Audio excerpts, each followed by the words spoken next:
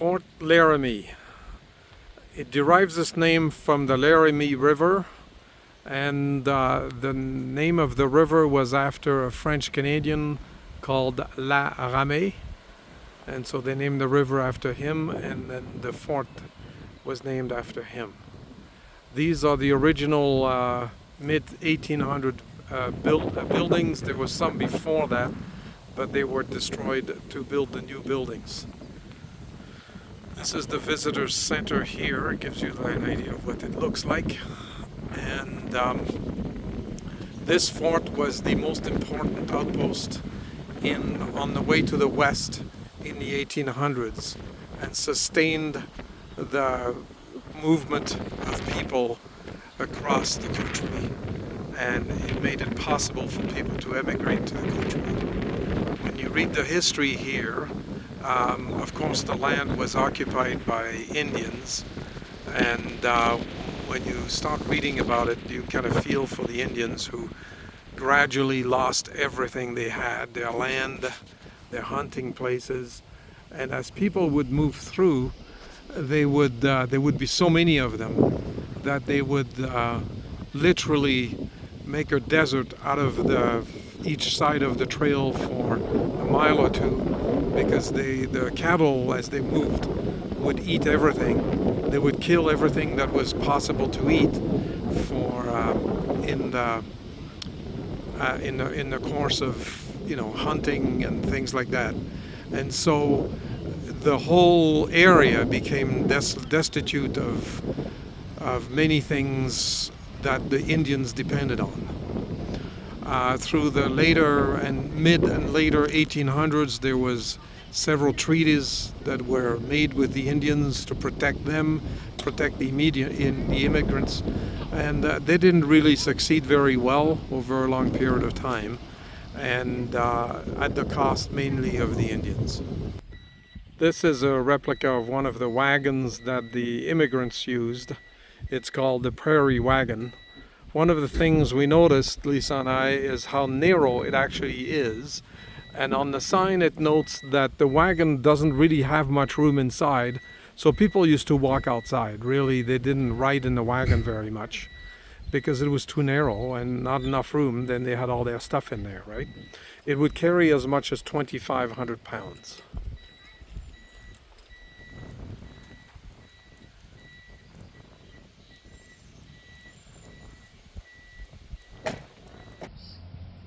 I'm going to record this sign, and hopefully you can pause the video to read it, because it takes too long to read it on the video, and you can hopefully see what it says on the video when you pause it.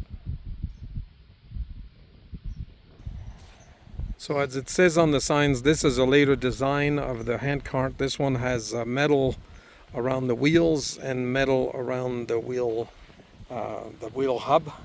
So it was stronger and it lasted longer. The handcarts were made to be pushed or pulled, and they carried 250 pounds normally and could carry up to 500 pounds.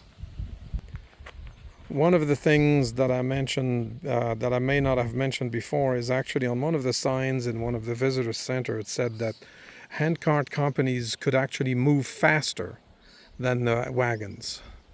I guess they were lighter and faster to work than being pulled by bulls and animals. So this is the inside of that long building you saw. It was the cavalry barracks. This is obviously the mess hall. Yep, and the cavalry barracks is upstairs. Or the barracks portion is upstairs. Okay. And as the man said, this is the barracks portion. As you can see, you could sleep and live in total privacy with no one next to you.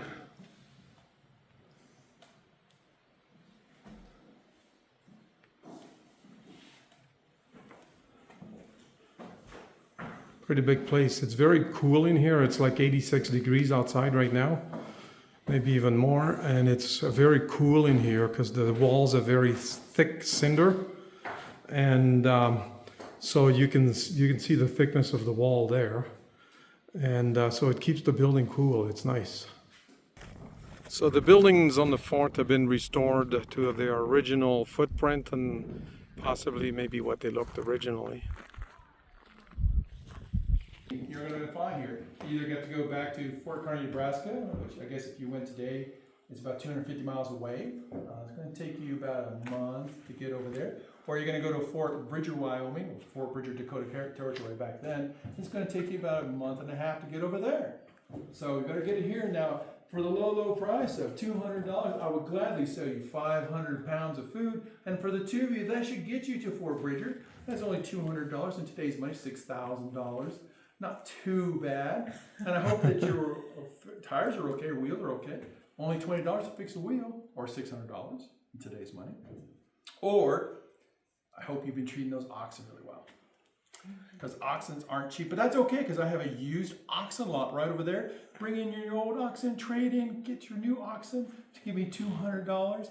Off you go. You'll make it the rest of the way to Salt Lake City. I guarantee it. No problems there. As long as you treat them well. Okay, Sounds good. we'll take new oxen. New oxen, come on up. $200, So, $6,000. Obviously, this is the store. $6,000. Next So door that's not is bad. the post $200 office. for your food, $200 for oxen. I'm doing pretty good. I just made $1,200. And I need a cool hat. I I like cool that. one Well, of that's those okay. That's cool only ones. $1. It's That's nice and fine. cool. It's only $1. That's only $1. $35 in today's money. So, and that's not too bad, I would think. No, that's cool. These look really awesome. Those are boots. They should make it to Fort Bridger. They're only made out of leather completely. So, leather's going to have maybe a couple 100 miles with the lifeline if you're walking in them every day. A lot of people are going to be adding horseshoes to the bottom and other pieces of metal to make them last longer. Oh, Yeah, okay. but I just sell them just as they are there without any horseshoes or anything else. So normally there would have been a blacksmith somewhere here that There could would have put been the a blacksmith horseshoes on them, here, right? and he would have worked for me. What a coincidence. It Wow. would have worked for me. So So, you were in charge of the whole. I had the contract for everything. So there would have been a license for Congress for me to be running the store. And that goes with the liquor license, the only one on the fort. And it goes with the blacksmith, the wagon wheel, the saddle smith, anything you have to do with the wagon kind of repair shops right here. And he also did a lot of work for the United States Army. He made sure that all these stoves had wood in them because he had a wood group that would go up to that mountain you saw in the parking lot. That's Laramie Peak, 45 miles away. That's where this fort gets its wood for winter. And also the building supplies. So he would have hired people, some people here, would have went up there, got that wood, brought it back here. He also has a farm off in the distance that he makes sure that the oxen, mules, and horses of the Army are fed. So got a nice little contract there. He also has a toll bridge over there in case you don't want to get across the Laramie, worried about how high it is. The For a metal small, reasonable fee, he's going to make sure you get that wagon safely across the Laramie River. Okay. So with all these different contracts and everything is going on, quite the capitalist, he's going to make about $55,000 in 1852. That's Wow. $1.5 million in today's money Wow. for 1 year's work. That's pure profit. That's after taxes and everything. Wow. So usually these This guys, they work here for about 5 years and they've made enough money, they just go back out east. Not worry about working again. Not too bad, huh? Not too bad. it's awesome. Not shabby at all. No, I think I want to work for a couple years and just retire forever. Me too. I'm just done.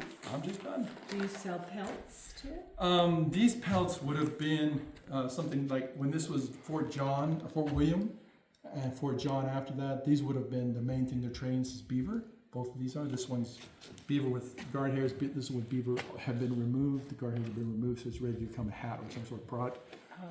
So these products would have been all the rage until about 1842, 3 or 4 or 5, depending on who you talk to. And this would have been worth about $6 a pound prior to about 1840, 1830, with $6 a pound. That's $180 a pound in today's money. So it's worth hunting these things down. But some things happen. The styles change. And we're going to blame the British on this or somebody like that. Basically, the fashions in Europe changed, and they went from the beaver, which was exclusively an American product, to silk, which was a product that was pretty much controlled by the British Empire. Ah, okay. And so when the silk hats became the rage, these guys went from $6 a pound down to $2 a pound. So they weren't worth hunting anymore, and there wasn't that many of them left anyway. And so when that happened, Fort John was desperate to get out of the business. So desperate, when the United States Army pulled in on the mounted rifles in 1849, they gladly sold their fort to the United States Army at a really reduced rate just to get out of it because they were going bankrupt from it. They built it for $10,000 and they sold it for $4,000 with everything inside of it. Just, we're done. American Fur Trapper closes up shop. The United States Army takes over. A guy like me shows up, runs the store. And the wood. And the horses. And the oxen. And the toll bridge. It gets very As long rich. as the Indians don't get you. The Indians just lived right over there on the other side of the river to 1868, so that's not a problem. And he hires most of them to do his work anyway, because they're the ones getting all these furs, because that is a deer hide right there behind you, and that's a wolf skin right over there in the corner. Okay. Yeah. So they're coming over here. They have antelope hides, deer hides. That's the wolf skin. Yeah.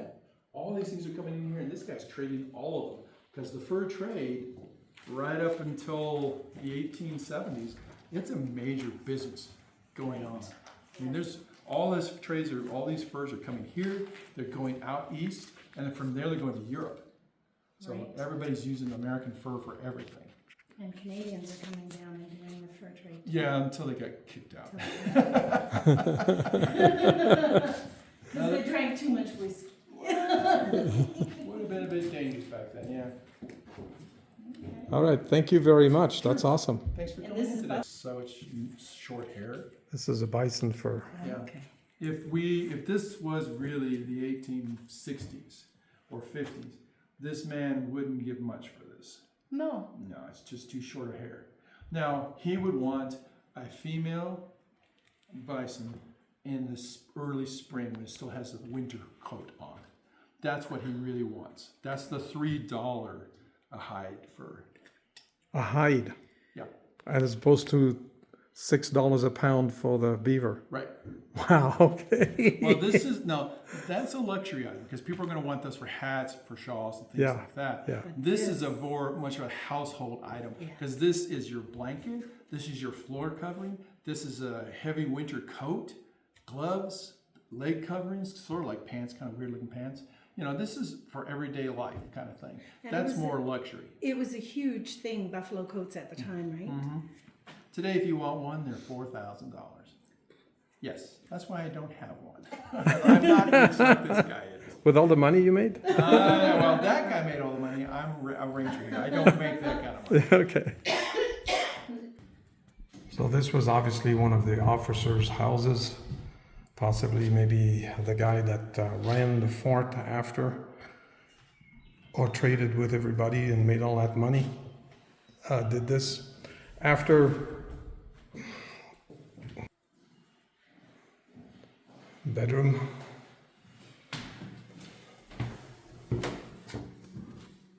Another one of the bedrooms. Another bedroom with a modern sewing machine.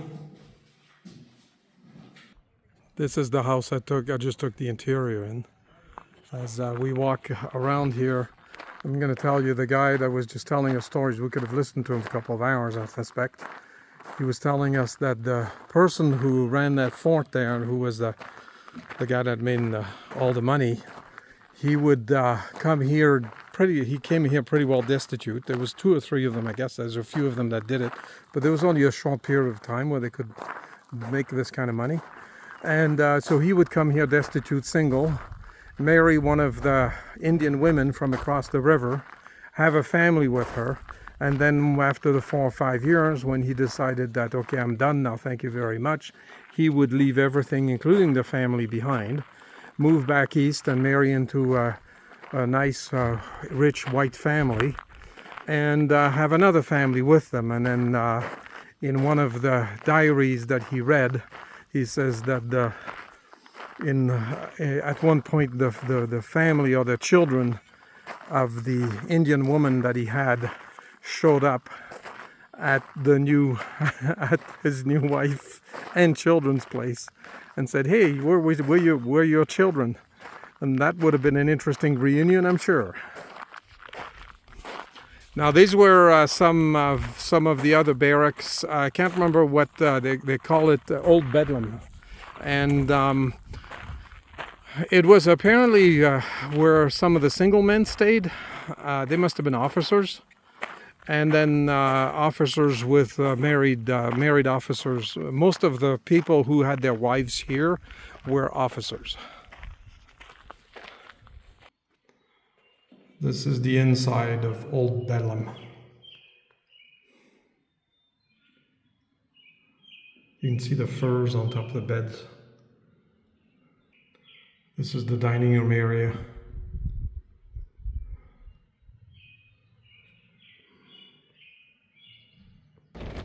So this Old Bedlam building is pretty close to the original because it was still standing when the government bought the Fort Laramie from a private individual in 1938. This building was in pretty bad shape, but they managed to restore it and used quite a bit of the original wood and the original stuff in it. And it was used for single officer quarters.